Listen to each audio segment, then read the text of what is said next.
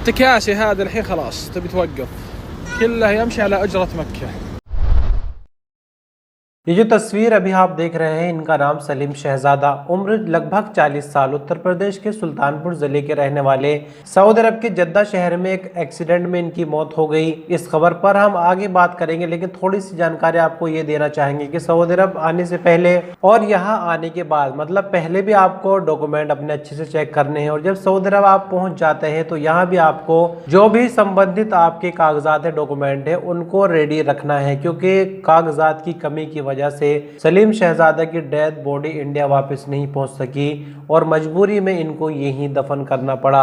दरअसल सलीम शहजादा जो कि सुल्तानपुर जिले के रहने वाले हैं, सऊदी अरब में पिछले 15 सालों से काम करते थे और अपने आखिरी सफर पर 2 अक्टूबर को ही सऊदी अरब आए थे।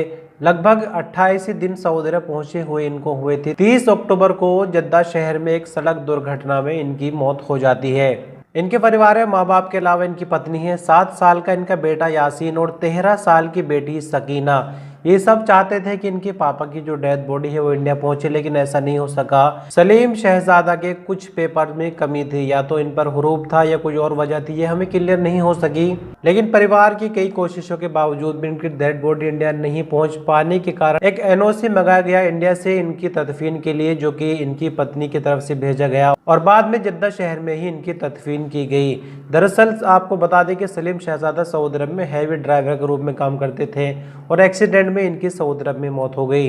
तो जैसे कि हमने इस खबर के शुरू में ही बताया कि सऊदी अरब में रहते हुए आपका इकामा हो या पासपोर्ट हो या कोई और भी डॉक्यूमेंट हो, उसको हर वक्त रेडी रखना चाहिए। पता नहीं आपके साथ कुछ इमरजेंसी है या फिर आपके परिवार में है कि आप इंडिया अगर जाना भी चाहे तो कंपनी या कफील आपका भेजना चाहता है, लेकिन डॉक्यूमेंट ऐसे है कि वो इजाज़त नहीं देते, तो तब भी मुश्किल हो सकती है। तो अब बात करेंगे टैक्सी को लेकर। सऊदी अरब में टैक्सी जो है वो सभी जगह देखने को मिल जाती है। ये खबर मक्का मुकर्रमा से। यहाँ देखिए लंबी लंबी जो कतारें हैं, जो लाइनें हैं वो लगी हुई है और कोई टैक्सी लेने को तैयार नहीं, क्योंकि ये टैक्सी होती है उसका फेयर बहुत ज़्यादा होता है।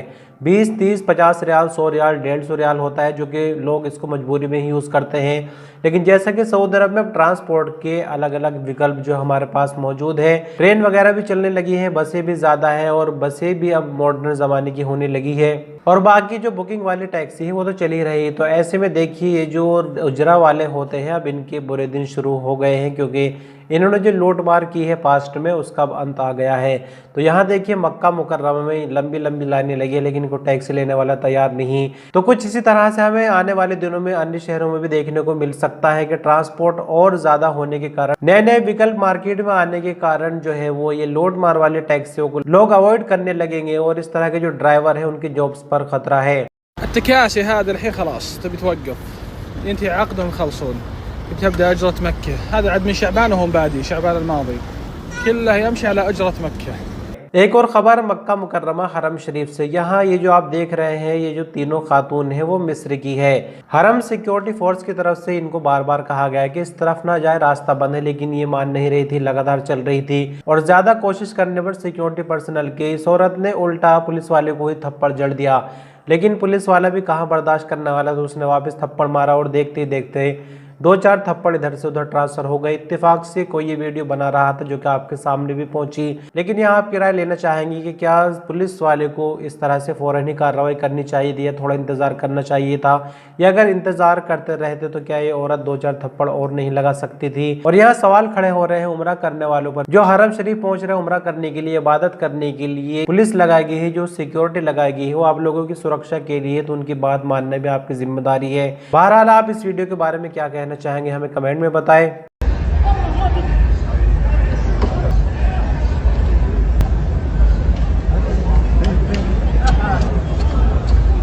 और अंत में बात करेंगे आज के रियाल के रेट को लेकर, जो कि सिर्फ जानकारी के पर्पज से आपको बताएंगे। फॉरेन बैंक अल जजीरा 23 रुपये 40 पैसे आज का रियाल का रेट रिकॉर्ड किया गया। STC पे 23 रुपये 44 पैसे, तहवील और राजी 23 रुपये 42 पैसे, वेस्टर्न यूनियन 23 रुपये 32 पैसे, मनीग्राम 23 रुपये 36 पैसे, जबकि बैंक अल बिलाद यानी इंजाज बैंक 23 रुपये 38 पैसे आज का रियाल का रेट रिकॉर्ड किया गया। तो दोस्तों कुछ जरूरी खबरें हमने सऊदी अरब के हवाले से आपको बताई। कल फिर मिलेंगे कुछ और नई अपडेट के साथ, तब तक के लिए अपना ख्याल रखिएगा। शुक्रिया।